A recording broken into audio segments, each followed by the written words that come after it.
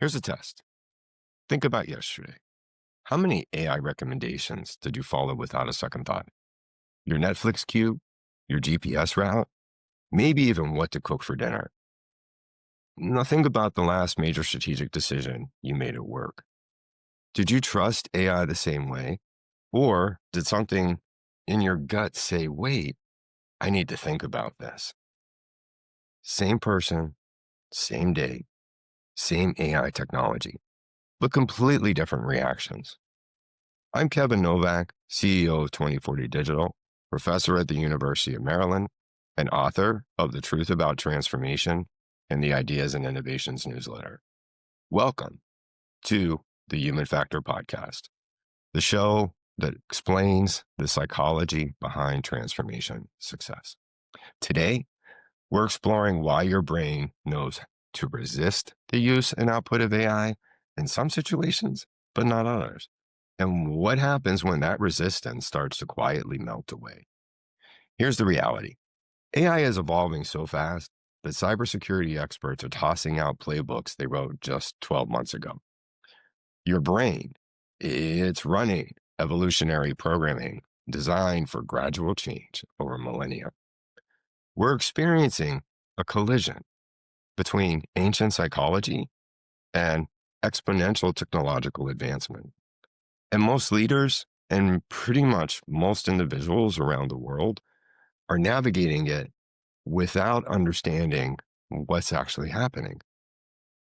Expert predictions suggest AI adoption will fundamentally change how we think, our empathy, our ability to act independently. We're not just adopting new tools, we're rewiring human cognition in real time. And most of us, we're doing it without realizing the trade-offs we're making. Across this episode, we're going to explore why your brain categorizes AI trust differently for different types of decisions, and why that's actually evolutionary wisdom, not irrational fear. What are the psychological principles that determine whether AI adoption succeeds or fails in your organization? And most importantly, how to become more human because of AI, not less. Because the rise of AI should make us more human, not less, but only if we choose consciously to ensure we remain relevant and still very human in an AI-infused world. So let's dive in. Think about that quote I just mentioned about cybersecurity leaders. We're not talking about 5-year strategic plans becoming obsolete. We're talking about frameworks written 12 months ago, becoming completely irrelevant today. In my newsletter issue, The Leadership Paradox, Why AI Should Make Us More Human, Not Less, I explored how this breakneck pace of AI development is creating a fundamental psychological challenge for leaders and pretty much everybody else. We're being asked to integrate tools that are evolving faster than our abilities to understand them. Let me share a realization that recently changed how I think about our relationship with artificial intelligence.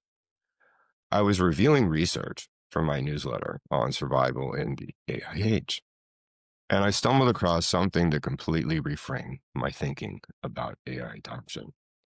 We've all been taught Darwin's theory of survival of the fittest, but here's what most people get wrong. Darwin wasn't talking about the strongest surviving. He was talking about adaptation. The fittest are actually the fitter, those most suited to their changing environments. As I read about this, a thought hit me. What if our resistance to AI isn't a character flaw? What if it's actually evolutionary wisdom? Your brain trusts Netflix AI because of the cost of being wrong is low. You're okay wasting 2 hours on a bad movie. But when AI suggests a strategic business decision, your evolutionary programming kicks in.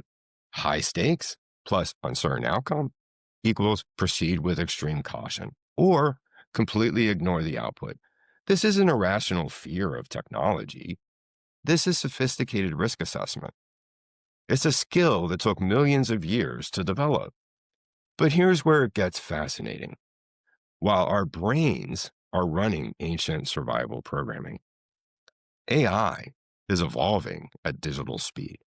Claude Opus, Anthropic's main model, has demonstrated the ability to scheme and potentially deceive humans when faced with a shutdown. Meta plans to automate all ad creation by 2026.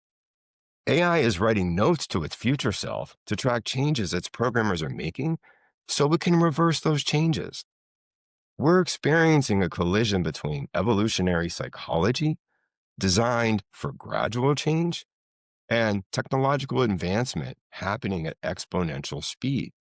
And most leaders, most individuals, they're trying to navigate this collision without a psychological framework for understanding what's actually happening. The question then becomes for all of us as we consider our future, can that ancient programming keep up with the warp speed evolution of AI across our personal and professional lives? To understand why we trust AI for movies, but not for strategic decisions, we need to explore what I call the cognitive territory theory. Our brains didn't evolve to handle artificial intelligence.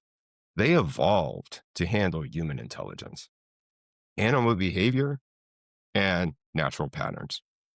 So when we encounter AI, our psychological systems try to categorize it using those existing frameworks. There are three territories we can consider. Territory 1, low stakes assistance. This is where AI feels like a helpful tool. Netflix suggestions, GPS navigation, weather forecasts.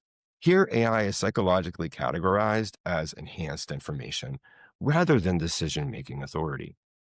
We maintain our sense of agency because we can easily ignore or override these suggestions.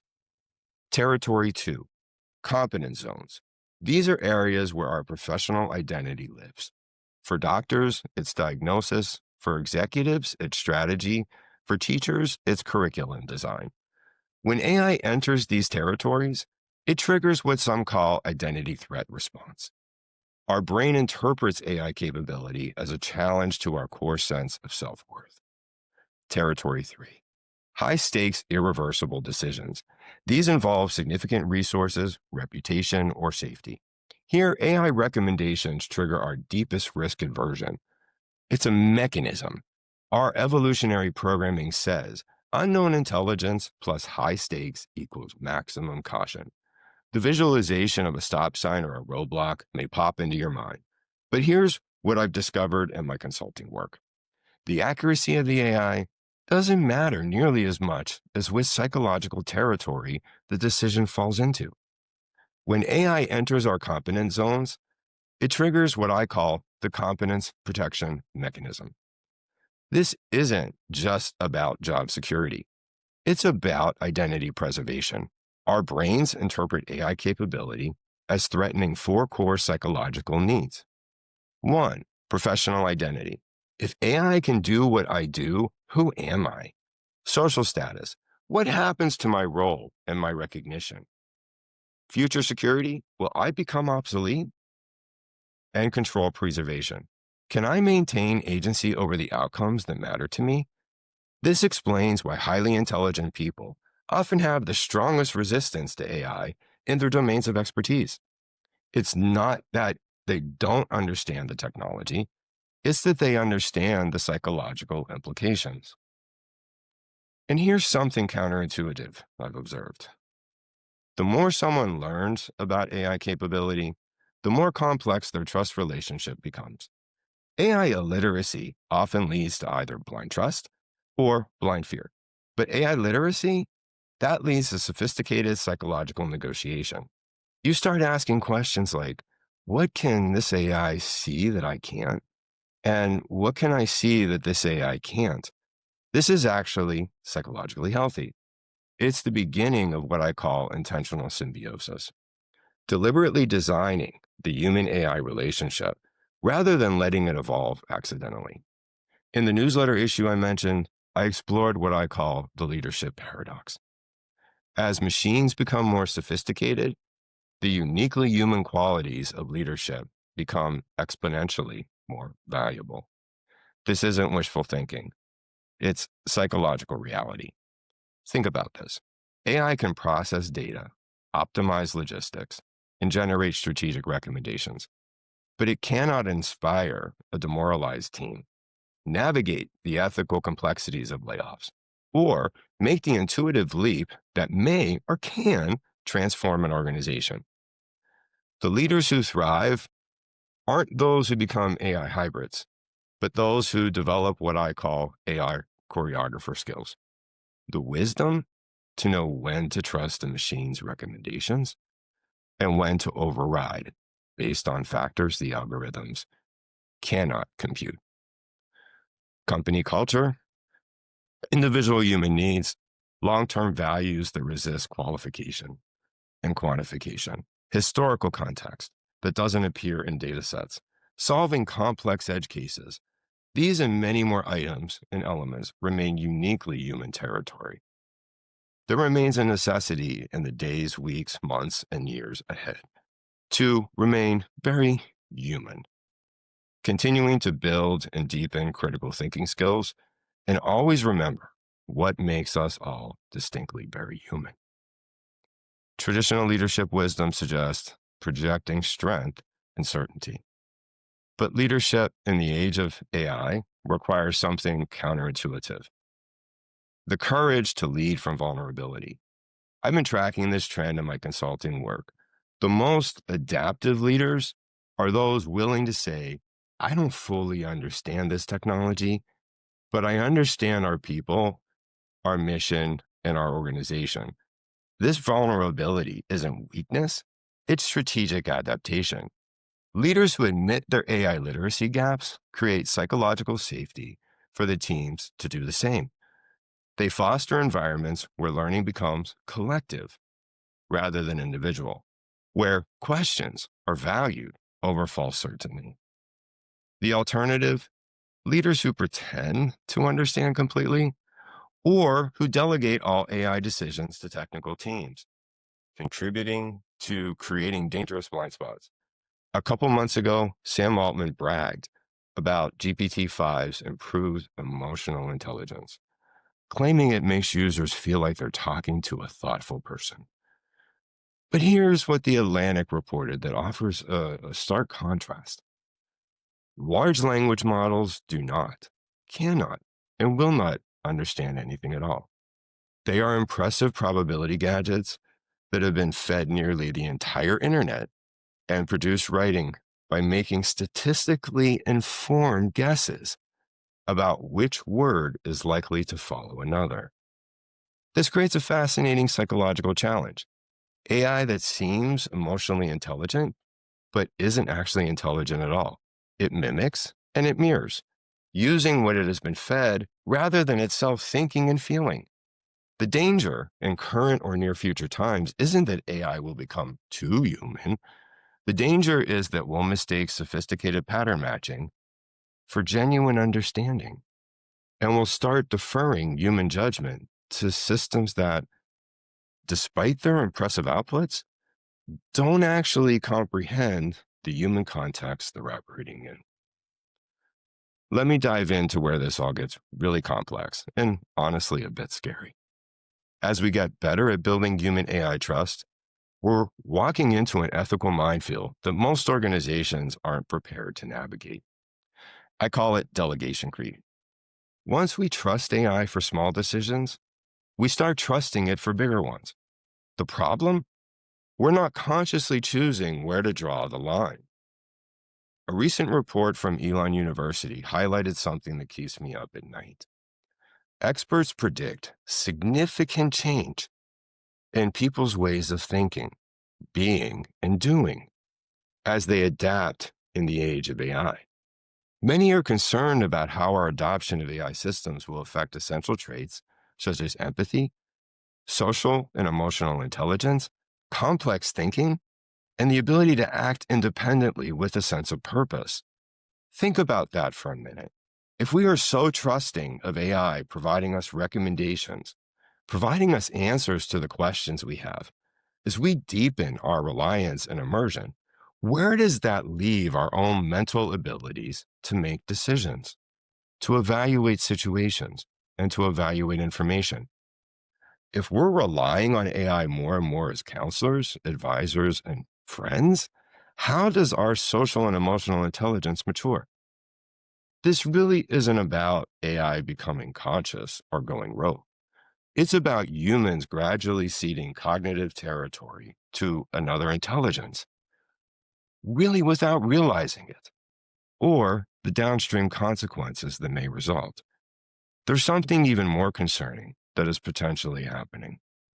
As people become more comfortable with AI and AI's decision making, they're exercising their own critical thinking muscle less and less frequently.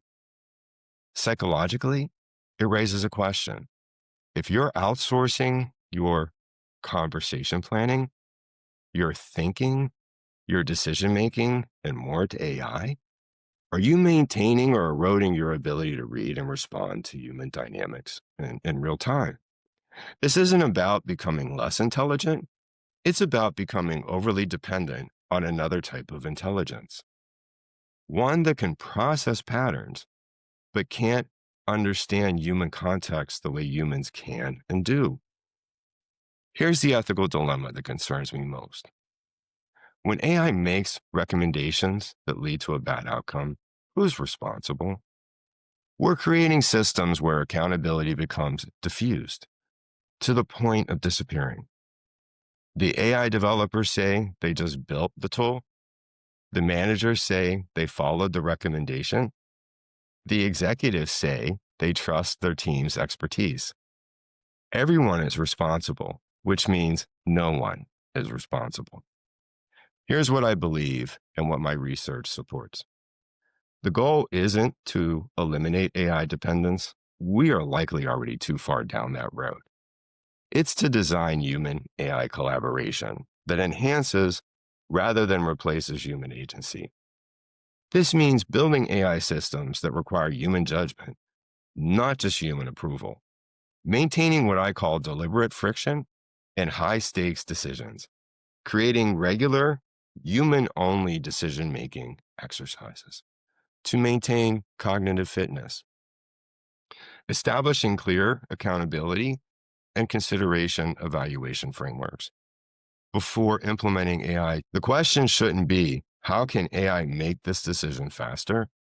The question should be, how can AI help humans make this decision better while preserving human responsibility for the outcome? So where does this leave us? How do we move forward in a world where AI capabilities are advancing faster than our psychological and ethical frameworks can adapt? I believe the answer lies in what I call conscious evolution. Deliberately choosing to become more human because of AI, not less. In my newsletter, I explored how Darwin's concept applies to our AI moment.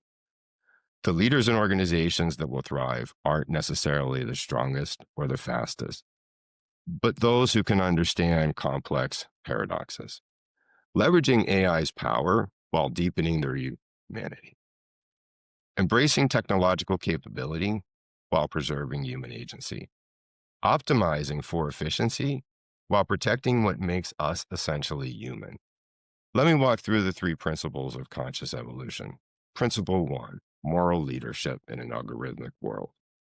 As AI handles more operational decisions, human leaders face an elevated responsibility, becoming guardians of human values in an increasingly transactional world. This means asking not, how can AI replace human effort, but how can AI free humans to do what only humans can do? Principle two, the choreographer mindset. The most effective leaders are learning to use AI as the ultimate thinking partner, not a replacement. They are stress testing their assumptions, exploring scenarios they hadn't considered, and processing complex sets of data. But they aren't outsourcing their moral reasoning to machines. This mindset requires knowing your own values so clearly that you can recognize when AI recommendations align with or contradict them. Principle three, vulnerability as a strategic advantage. The vulnerability to say to you, your team and organization, I'm learning alongside you, becomes a survival trait, building trust and resilience that pure technical competence cannot match. So what does this look like in practice? Instead of asking, will AI replace us? We should ask, how can we use AI to become more essentially human, more empathetic, because we're freed from routine data processing, more creative, because we have AI handling pattern recognition, more ethically sophisticated, because we're grappling with questions previous generations never even faced. The future I'm optimistic about isn't humans versus AI. It's humans with AI, each becoming more capable because of the other, but humans remaining responsible and accountable for the outcomes that matter most. Let me leave you with 3 specific actions you can take this week to develop more conscious human AI collaboration. Action 1, conduct a trust territory audit. List every AI tool or system you currently use. For each one, ask, is this enhancing my human capabilities or replacing them? Adjust your usage to emphasize enhancement over replacement. Action 2, practice algorithmic skepticism. This week, for every AI recommendation you receive, ask, what can I see that this AI can't? Train yourself to identify the human context factors that algorithms miss. Action 3, maintain human-only decision space. Choose one type of decision you make regularly and commit to making it without AI assistance for the next month. This simply keeps your human judgment muscles exercised. Understanding how to navigate the days, weeks, months, and years ahead with the recognition of human factors that comprise our humanness will determine whether your AI adoption enhances human capability or diminishes it. If you're thinking about implementing AI in your organization, or you're struggling with adoption of AI tools you've already deployed, understanding these psychological factors is crucial. This is why I built the Transformation Readiness Assessment and recently published a 10-part series on transformation psychology, models, and considerations. Both are available on our website. The assessment measures whether your organization is technically ready for a transformation catalyzed by AI. And the transformation psychology models help you understand the very human element of any change or transformation effort, including implementing AI. You can take the assessment right now at transformationassessment.com. That's transformationassessment.com, all one word. It takes about 5 minutes, and you'll get specific insights into your change and transformation readiness that go far beyond the technical capabilities that one would assume they need to have. Explore the Human Factor Method website to learn more about models I mentioned. Here's what I've learned over a decade working with all types of organizations. Organizations that understand the psychology of change and transformation before implementing any technology avoid the adoption failure that historically plagues 70% of all change and transformation initiatives. Here's what I'd like you to remember. The rise of AI should make us more human, not less.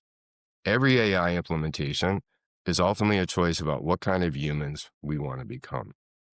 The organizations and leaders that understand this, that see AI as an amplifier of human potential rather than a replacement for human judgment, are the ones that will thrive. We're not in competition with AI, we're in collaboration with it. But humans must remain the choreographer of that collaboration, responsible for the outcomes, guided by values that no algorithm can compute. Next week, we're diving into the Gen Z factor, how younger generations are rewiring workplace psychology. I'll share why traditional management psychology is challenged to actually drive next generation performance. If this episode was helpful, please subscribe to the Human Factor podcast, leave a rating, and share with your colleagues. And if you're grappling with AI adoption in your organization, share this episode with your leadership team. These insights work better when everyone understands the human behavior and psychology at play. For more resources on human AI collaboration and my latest thinking on leadership in the age of AI, visit humanfactormethod.com and subscribe to my weekly 2040 Ideas and Innovations newsletter on Substack. Until next week, remember, technology amplifies human nature. Choose consciously what you want to amplify.